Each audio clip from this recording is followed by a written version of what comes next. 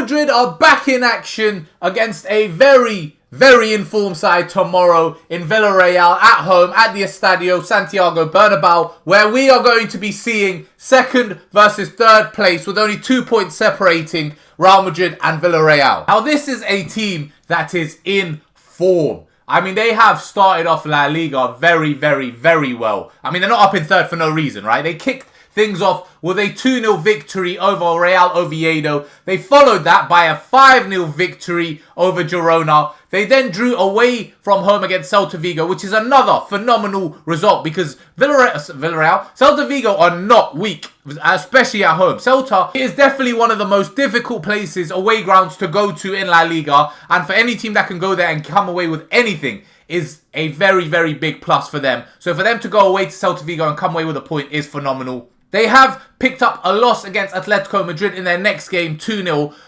And I can't believe I'm saying this sentence, and what does this sentence even mean? But they picked up a better loss than we picked up a better loss against Atletico Madrid. And I'm laughing because, like I said, what does that even mean? But we got trounced, absolutely trounced 5-2. They only lost 2-0. So even though they didn't get on the score sheet, 2-0 looks a lot better than 5-2 does. I mean, we just got... It was like men against boys. It was not fun. It was not an enjoyable game. But they came away with a 2-0 loss as opposed to 5-2 away at the Metropolitano. Not counting or looking at the Champions League because it's not important. It's important in terms of their form, I guess. They picked up a 1-0 loss away from home at Tottenham. Again, not an easy fixture to have. Tottenham have been playing okay this year, and going away from home in the Champions League against decent teams is always going to be difficult, especially now. This new group stage format where teams are... Every game's important. You need to win every single game because you want to finish as high as possible, and you want to put yourself in the best position to make sure that all your games, the second fixture is at home. That's what you want to do, and that's only going to happen if you can finish as high as possible. So them picking up a loss here, not too bad, but 2 losses in a row. But they quickly got back into winning form with a 2-1 victory against Osasuna at home. Not the best result, but after coming away with 2 victories, you just kind of want to get back on the right path. You want to just get those points on the board. It doesn't matter how you do it. You just want to get the confidence back into the team and the squad. So a 2-1 victory is very good against Osasuna.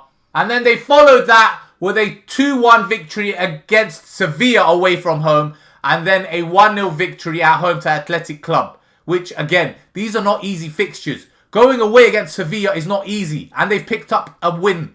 Not even going away, but playing at home against Athletic Club is not easy. Any game against Athletic Club is not easy. Bilbao is not an easy team to face, and they've come away with a victory. You look at their fixtures, and none of those games are easy. Every single game is tough. Actually, not every single game, but a majority of their games are tough. They've been playing nothing but tough games, more or less, so far in La Liga, and they are third. Their final game before playing us was a 2-2 draw at home to Juventus, which, again, top team. Also, not the best result with the form they're in and the way they've been playing. I would have thought they would have wanted to win this game or would have liked to, but they haven't. And they've got a draw. But again, you can't really be looking at a draw against Juventus in the Champions League and say it's a bad result. Do you get me? Overall, a very informed team who's got 5 wins, 1 draw and 1 loss in La Liga with 13 goals scored and only 5 conceded and a +8, which is the same as us in goal difference. They've conceded less than us, and they've conceded 3 less and scored 3 less. So they are a very strong team. I mean, right now, just based on form and position, besides Barcelona, they're the strongest team we could face. Not counting these guys and what just happened. They are the strongest team we could face. The final thing I want to look at with Villarreal is their formation, which looks like a 4-3-3, and their top goal scorer, which is Buchanan with 3 goals. I mean, they've scored, let's just have a look at the table. They have scored 13 goals so far this season, and their top goal scorer has 3. So that just tells me that the goals are spread out among the starting players or among the squad, which is never a good thing, because that just screams a good team. Now, you have teams like us who have one player who's just got way more goals than the rest, but then you have teams like this where everyone's kind of contributing, and that's also very good. But finally, moving on to Real Madrid and how we might line up, and we'll come to line up in a second. We need a response. The Champions League, the midweek game, the 5-0 victory, that was okay. That was good, but that was a game we should have won. Regardless of where it was, how far we travelled, it was the Champions League. It wasn't a big team. We should have won that game. The fact that we ended up winning 5-0 is phenomenal. It's great. Yeah, it's something to look for. But we need a response in La Liga. We have not won a big game in like a year and a half.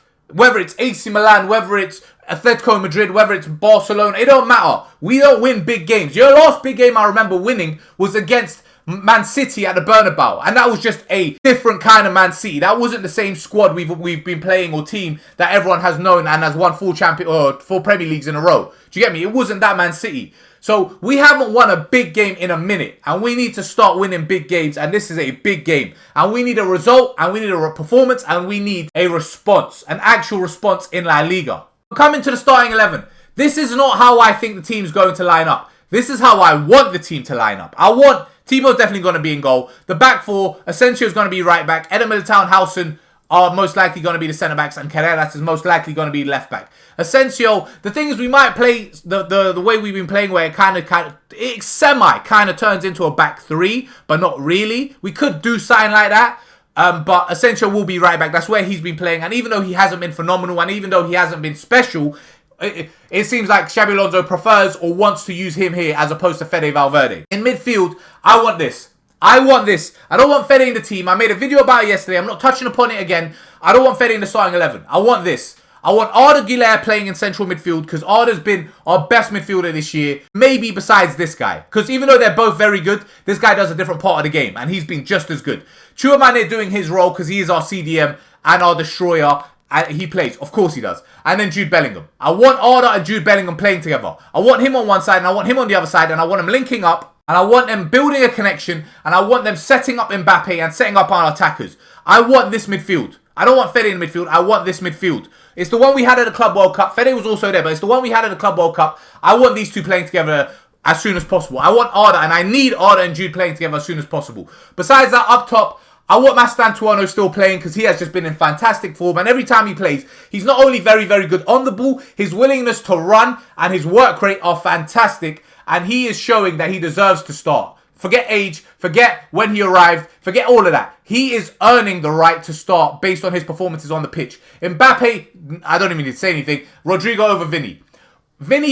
He's not playing bad. That's the thing. Vinny is not playing bad, but Vinny is still not the Vinny we want to see. Vinny is still not the Vinny we know he can be. So for that reason alone, and because Rodrigo hasn't started in a few games, and because he done very, very well on the weekend against Kairat Almaty. Again, not the best opponent, but Vinny was playing against the same opponent. He didn't do as much as Rodrigo did in that game. I want Rodrigo playing. It won't happen. It won't happen.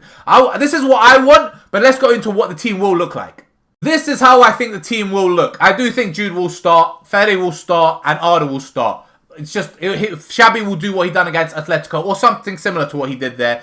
Arda will be the right winger, Fede will be the central midfield next to Tchouaméni and Bellingham, and Vinny will start.